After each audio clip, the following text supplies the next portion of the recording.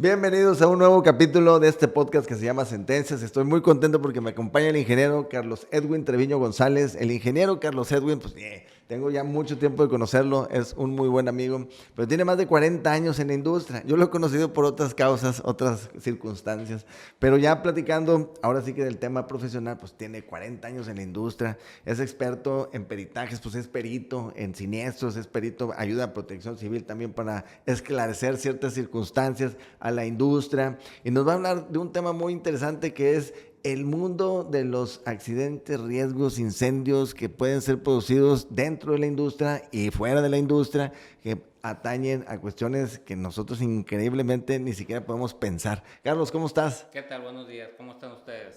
Pues yo creo que justo que estábamos antes de entrar aquí a cuadro, platicábamos de toda la historia que tiene el ingeniero y bueno, pues ha sido un montón de años en la industria. Y a estas últimas fechas o estos últimos años te has desarrollado pues haciendo peritajes y ayudándole a la empresa para determinar causas. Y yo le decía, oye, pues ¿cuál es la diferencia entre una ingeniería industrial, porque yo decía de pruebas, una prueba de ingeniería industrial o una prueba en medio ambiente de trabajo? Y no, bueno, pues ya empezó a decirme un montón de cosas. Pero sobre esto, ¿qué es lo que hace una ingeniería industrial o qué materias lleva o de qué se trata? Bueno, de hecho, hay carreras que son de ingeniería industrial, tanto en la UNI como en el TEC, en la UDEM. Las bases primordiales como ingenieros somos ceros y unos. Nos muestran o aprendemos durante la carrera los procesos que se tienen que seguir para un determinado fin.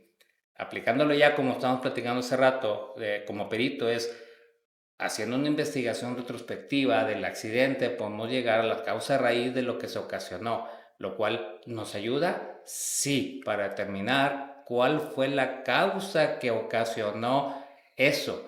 Y te puedo decir que, como decía uno de los maestros, los accidentes no existen. No, realmente no. Los accidentes se hacen y lo provoca o lo hace alguien que no hace lo que tuvo que hacer para poderlo poner. En la industria manejamos muchos el ISO, y el ISO a grandes rasgos es plasma lo que haces y haz lo que plasmaste en blanco y negro. Pues aquí alguien debió haber hecho algo y no lo hizo. Alguien debería haber revisado alguna normativa que no cumplió y ocasionó que hubiera un accidente laboral que repercutió ahí. Ingeniería industrial entra primero con los fierros y terminamos con las normativas, lo que llevamos con soporte de la Secretaría del Trabajo y Previsión Social, tanto federal como estatal. Entonces, el ISO digamos que muy coloquialmente, se come a la normativa, o sea, el ISO integra en la normativa. El ISO es internacional, aplicado a muchas normativas, hablando particularmente en el aspecto de la Secretaría del Trabajo.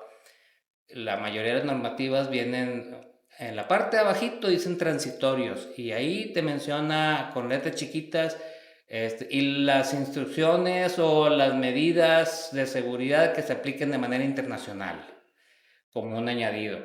Y en alguno de los puntos se relaciona esa normativa, voy a hacer un número, no necesariamente es así, la 1, la norma 1, que es para edificios, con la 17, con la 26, y se relacionan todas. No van, son muy pocas y me sobran dedos de la mano para decir cuál es la normativa específica que solita lleva el campo de acción.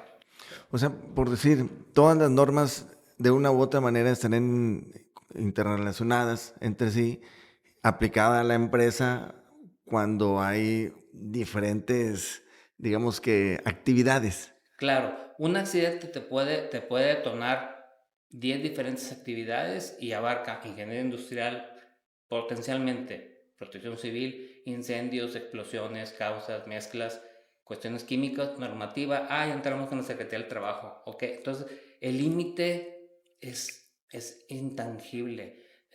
Si un buen asesor o un buen consultor conoce todo lo que está involucrado en un accidente, va a ser muy difícil que pueda ser específico a una normativa o a una cuestión nada más de explosiones o de siniestros. Hablando como ustedes, como abogados, licenciados, el caso se les caería porque estarían dejando muchos huecos con los que se pueden atacar. Entonces, sí es muy importante. Y ahí entramos ya los peritos. Con un poquito de experiencia empiezas a ver qué es lo que puedes manejar, cómo lo puedes manejar. La bondad de esto es que no lo sabemos todo, pero tenemos formas para poder determinar hasta dónde son los alcances que tenemos y prevenir las causas. Por ejemplo, un perito en riesgos laborales dice, es nada más labor. No, implica normativa, implica secuencias, implica un poquito de acción o prevención para eso. Entonces, ya estamos mezclando bastantito más. Y si nos vamos a seguridad laboral no nada más es proteger esas normativas que se cumplan, es dar recomendaciones para que en un futuro no ocurran esos accidentes. Entonces, es lo mismo, pero más barato y más completo. En un supuesto así bien práctico, ¿qué es a tu experiencia, lo que más padece la industria en cuanto a accidentes de trabajo? Híjole, mira, afortunadamente estuve laborando en el Seguro Social de Nuevo León por casi 13 años. Número uno, situaciones típicas de la empresa, lumbalgias. Lumbalgias, o sea, no Número uno, carga a la gente de más. carga a la gente equivocadamente. De más, entraríamos en discusiones. Por normativa te diría que no puede levantar más de 25 kilos. La realidad es un bulto de cemento pesa 50 y ves A la raza cargando. a la raza cargando y subiendo las escaleras En colinas. Sí, entonces, y cuidándose de la escalera y subiéndola. Entonces, hay muchos bemoles que puedes darte cuenta que pasan desapercibidos para la gente normal. Ahí en ese supuesto con esas lumbalgias, ¿qué debe hacer el patrón? Eh, Volvemos, por normativa.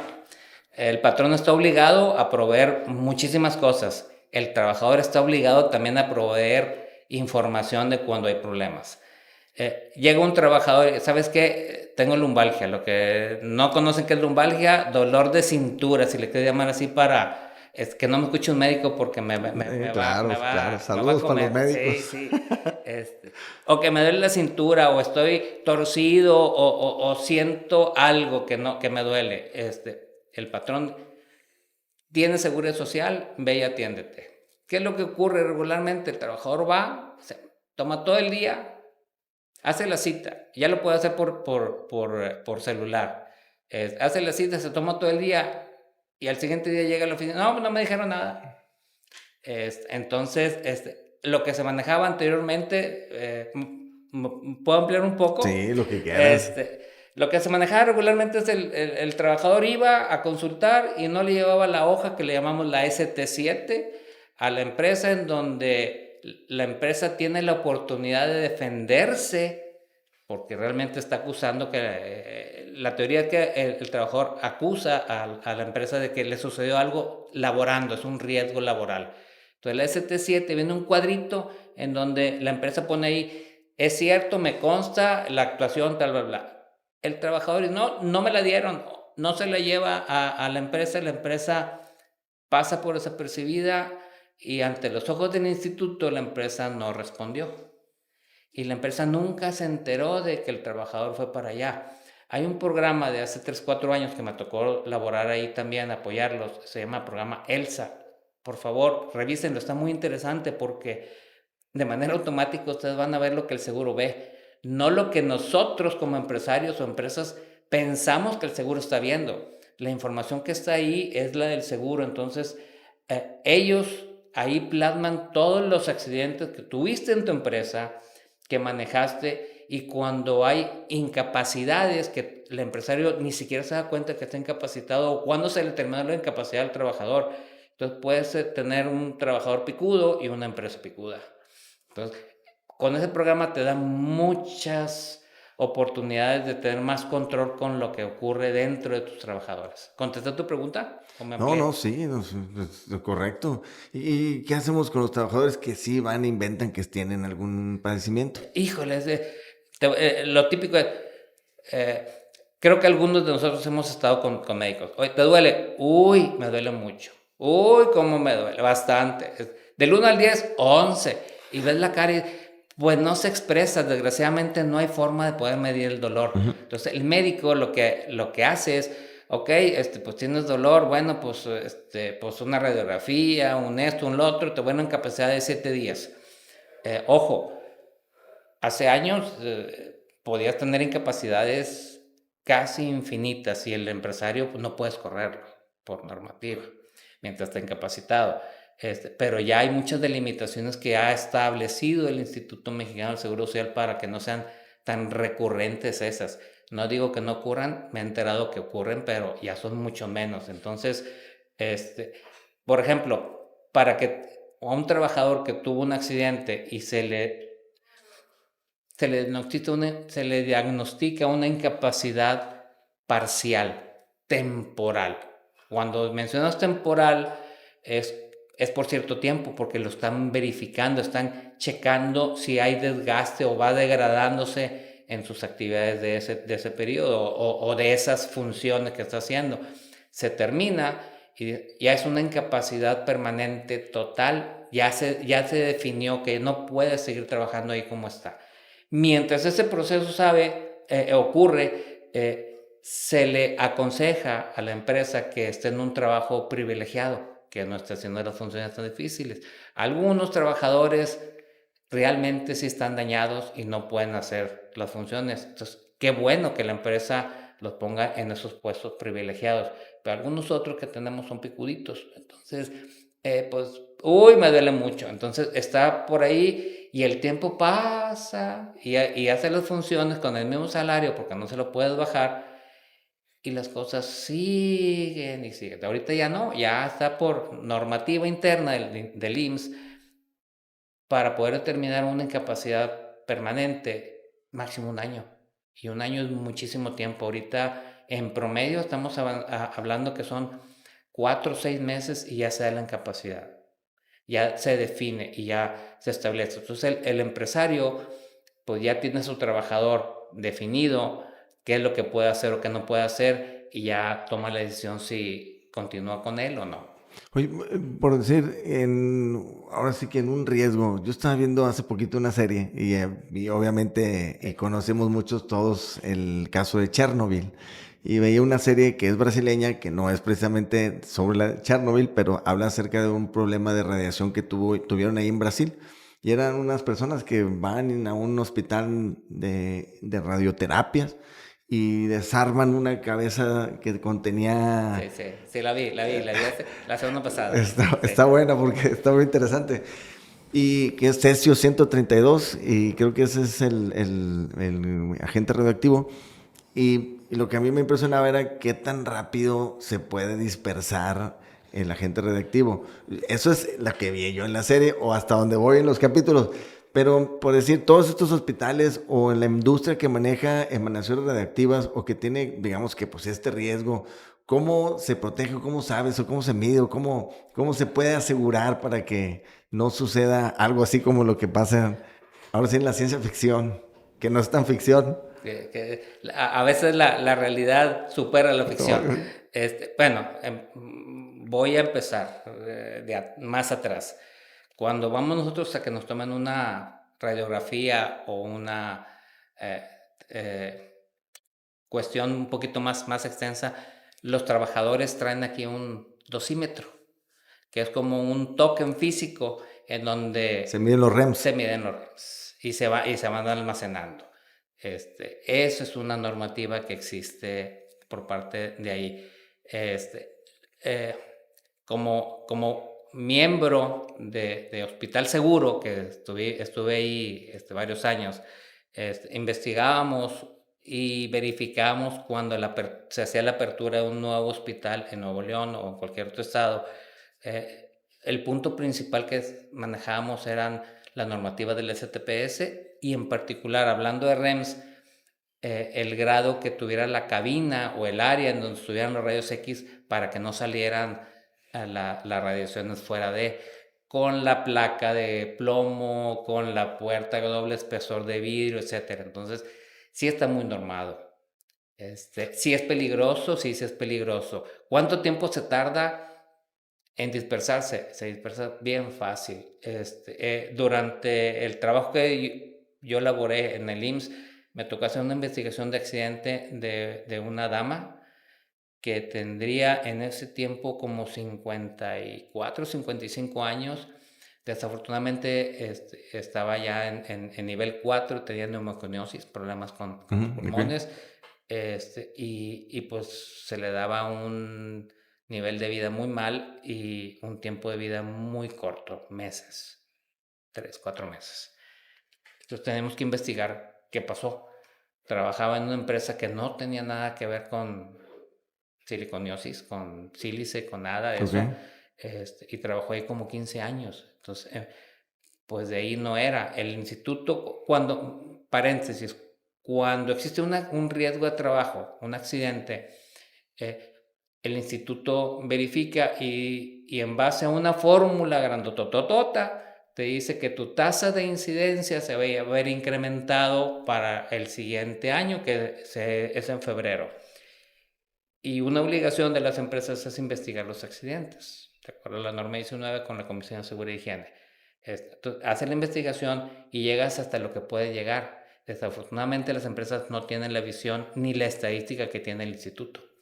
Entonces, cuando yo laboraba ahí, revisamos el primer patrón y por ende el instituto puede decir, ok, cárgaselo primero, que es lo que pensaríamos cualquier gente normal, pero el instituto dice, no, verifica realmente hacia dónde está. Es muy cierto que hay algunas gentes del IMSS que no son muy apreciadas en cuanto a sus trabajos, pero créanme que hay mucha gente muy valiosa ahí.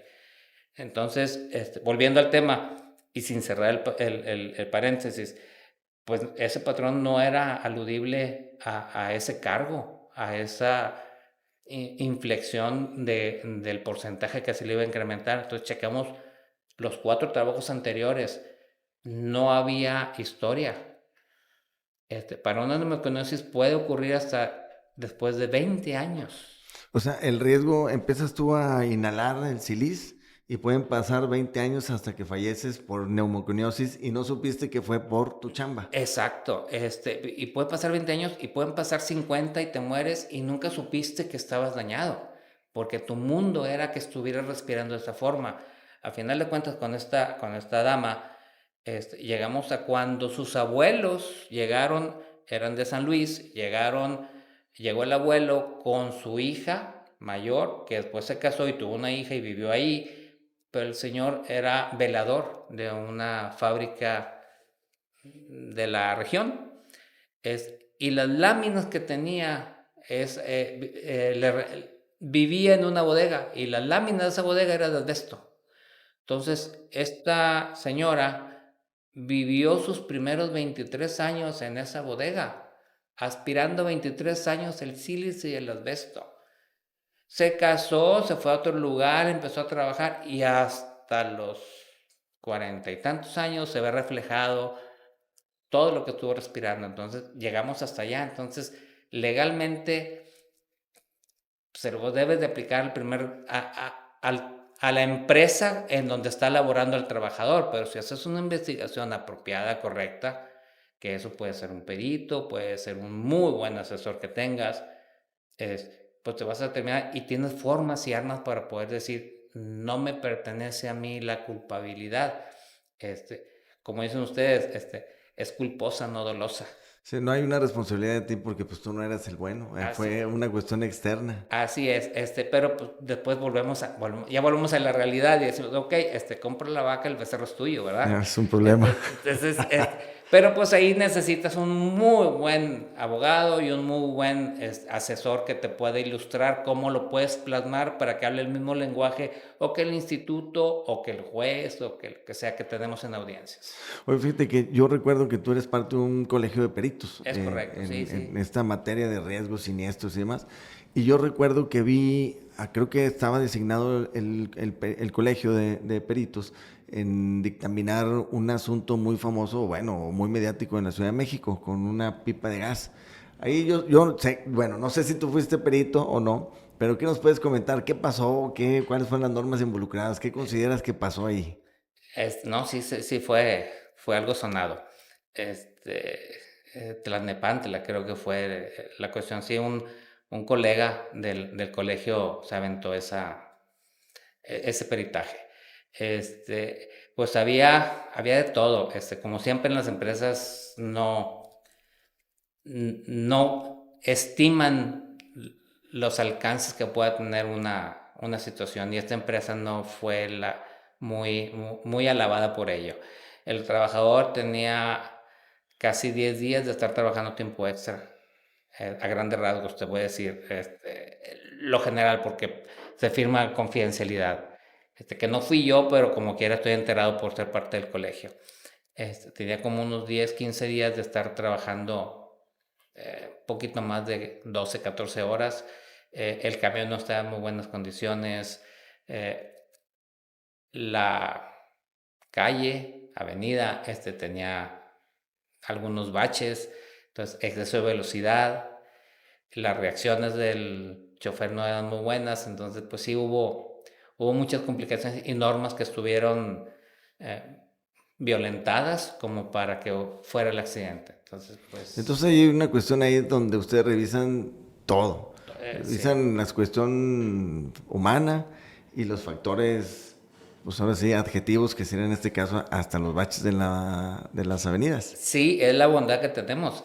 Un perito formado, debe de considerar la mayoría de las cosas.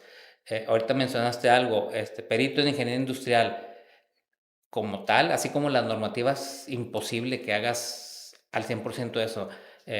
Vas a tener que involucrar seguridad laboral, vas a tener que involucrar otras cuestiones. En el caso de la pipa esa, afortunadamente como habemos varios peritos y diferentes tipos de peritajes dentro del colegio, pues nos allegamos con un perito en vialidad. Entonces empiezas a revisar y empiezas a agregarle un poquito más y haces un peritaje o un dictamen pericial, lo haces muy rico en información, que lo que uno intenta plasmarle a la autoridad de la que sea, las diferentes opciones. Como perito no podemos decir quién es el culpable. El culpable lo va a decidir el juez. Nosotros plasmamos las opciones. Cuando mucho podemos decir, que es lo que yo me atrevo a decir, dos hipótesis, pero soportándolas durante todo el tránsito del dictamen, y al final decir, la hipótesis más fuerte, de acuerdo a lo que yo estoy viendo, pues es esta. Sin embargo, esta también existe. Y puede haber otras más, pero como ingeniero, ceros y unos, volvemos al mismo. Y digo, ok, la relación 80-20, ¿qué es lo que me ocasiona el 80% de los daños? Pues a lo mejor son 2, 3 cosas, son esas dos hipótesis. Entonces empiezas a reducir para tratar de facilitarle la visión a la autoridad para que lo vea. Intentamos, porque podemos nosotros no entenderlo y lo expresamos.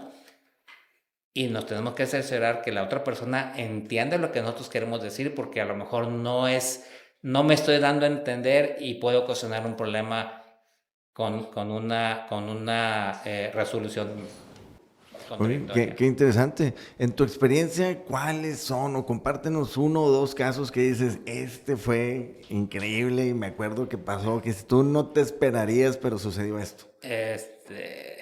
Bueno, esto fue en otro estado. Afortunadamente soy perito también, no nada más de Nuevo León. Nos hablaron que había 3 fallecidos en unas alcantarillas. Entonces, no, pues está difícil. Una alcantarilla, empiezas a imaginarte muchas cosas. Dame más datos, sí te los envío.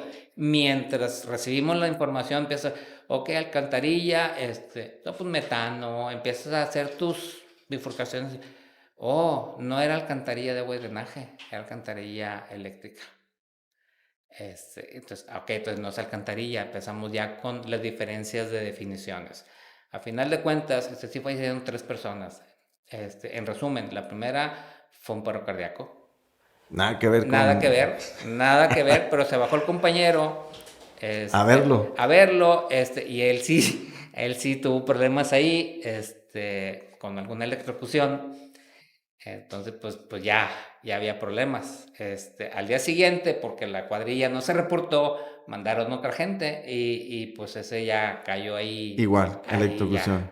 Entonces, lo que uno espera no necesariamente es el resultado, pero te tienes que investigar. Pues es Eso una es, cuestión así como que qué mala suerte. sí, qué mala suerte y mal rato.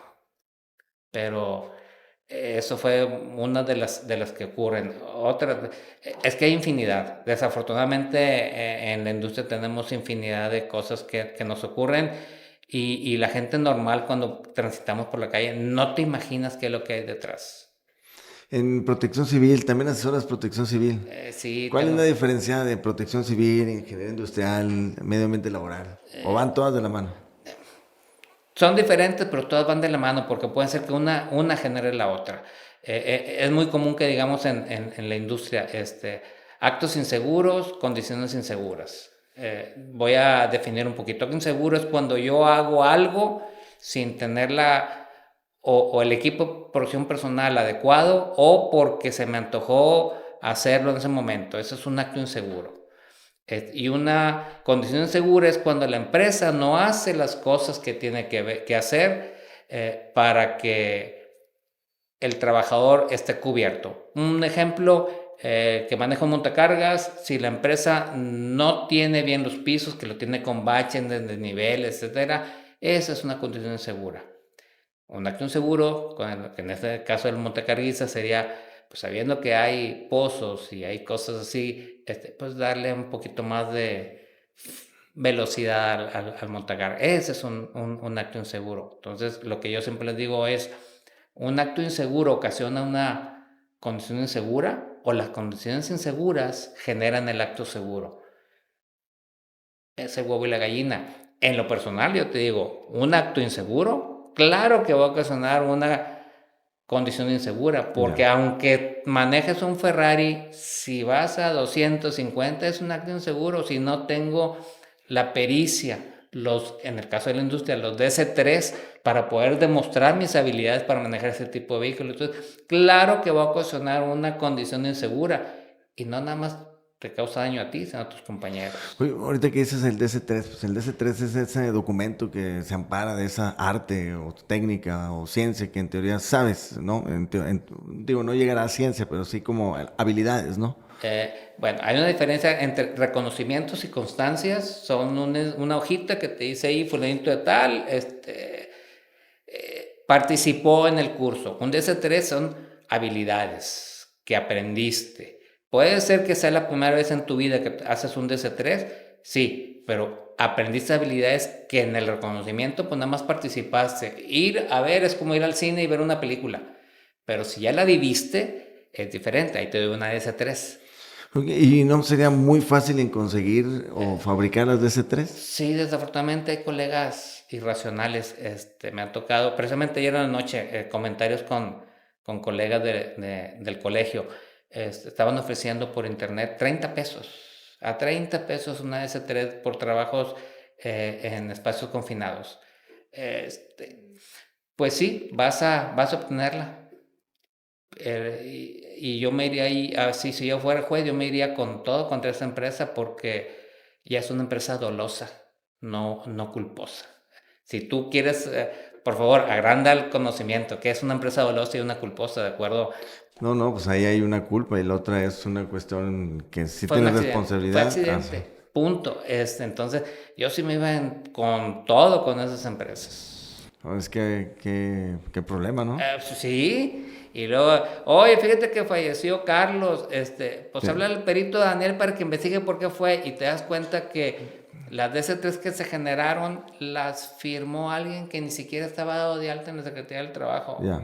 Entonces, mm, no hemos aprendido a escoger bien a los A proveedores de los servicios. expertos. A los proveedores de servicios, expertos, Es algo mucho más. sí, sí, eso va más allá. Y actualmente ahorita, pues ya perito, miembro del colegio de peritos, pues obviamente en la industria ya tienes un nombre reconocido. ¿Qué estás haciendo? ¿A quién estás ayudando? Mira, el año pasado tomé la presidencia del Colegio Capítulo Nuevo León. Ahorita tengo la fortuna de que estoy apoyando empresas con cuestiones de cierres, cuando van las autoridades y los cierran, se contactan conmigo, oye, ¿qué podemos hacer? Llegamos a muy buenos acuerdos con las autoridades como para quitar los sellos y en forma paralela hacer un peritaje. ¿Cómo funciona? pues hablo con las compañías, con las autoridades, llegamos al acuerdo, qué es lo que queremos hacer, nos permiten, nos acompañan a las empresas, vemos cómo está la situación, regresamos, hacemos escrito de compromiso o remediación, dependiendo de cuál de las autoridades sean, Secretaría del Trabajo, Protección Civil, Medio Ambiente, y llegamos a un acuerdo en tiempo, ahora sí como dice el gobernador de aquí, sin colores, por favor, en tiempo y forma para cumplimientos, y quitan los sellos, la empresa sigue trabajando y yo como perito sigo elaborando con mi peritaje o mi dictamen pericial, terminamos y se lo entregamos a la Autoridad. autoridad. Ojo, hay empresas que sí, al momento de que empezamos el peritaje descubrimos que hay irregularidades que no cubrieron. Como dije desde un principio en la entrevista, alguien no hizo lo que tenía que hacer. Entonces detectamos eso por cuestión ideológica. Oye, empresa, estoy detectando esto. ¿Quieres que le siga o no? Ha habido una empresa que me dice, no, no quiero que le sigas, ok. Las demás sí. Y esa que me dijo que no, al momento que le dije, ok, pero la multa no se te va a quitar y el cumplimiento no lo vas a poder erradicar. Entonces, pues es preferible decir, ¿sabes qué? Autoridad tiene razón, cometí un error y bajo ese conocimiento tengo estos dictámenes o este dictamen que tengo que hacer y presentárselo y te puede ayudar. A esa empresa quedó más agradecida con que le hubiera dicho, eres la culpable y tienes que hacer esto, sin decirle que es culpable como tal, pero sí la que ocasionó que hubiera ese accidente. Entonces, pues ahorita me estoy desarrollando como perito, como asesor de protección civil, también por ahí, los precios varían, por supuesto hay colegas que regalan su trabajo, yo no soy uno de ellos. Si buscas a alguien barato, no es conmigo. Yo soy muy bueno en lo que hago, muy profesional. Por eso las autoridades se apoyan con peritos adecuados para hacer este tipo de negociación. Este, Estamos arrancando con ese proyecto con ellos. Entonces, Es que con la seguridad es muy difícil que se tenga que negociar cuestiones. Estás hablando de la vida de la gente, ¿no? te voy a decir lo que decía un amigo que era gerente de una compañía de seguros. Díselo a tu viuda. Pues, Y cabrón. es cuando te pega. No, pues es que ya lo dijiste todo con eso. Sí, está difícil. Pues bueno, ingeniero, muchas gracias por permitirnos un poquito de tu tiempo. La verdad, ingeniero, ya tengo rato de conocerlo y somos buenos amigos, pero no habíamos tocado este tema tan profundo en lo que haces en materia de ingeniería industrial. Es como que todo un mundo de normas, sí de leyes, pero también hay una cuestión que es pues todo lo pragmático que tú sí puedes ver, palpar y seguir, investigar y resolver. Y se queda en el mundo de la legalidad, pues lo que se encuentra en las normas, que a veces, pues yo creo que lo que ya dijiste, de donde la realidad supera la normativa. Sí, así es. Desafortunadamente eso nos toca y pues hacemos lo que podemos. A todos los que nos ven, nos escuchan, escriban ahí, pónganos sus comentarios, los leemos y también lo que le quieran preguntar al ingeniero, también vamos a poner aquí las redes sociales del ingeniero Carlos para que se comuniquen con él y nos vemos en la próxima.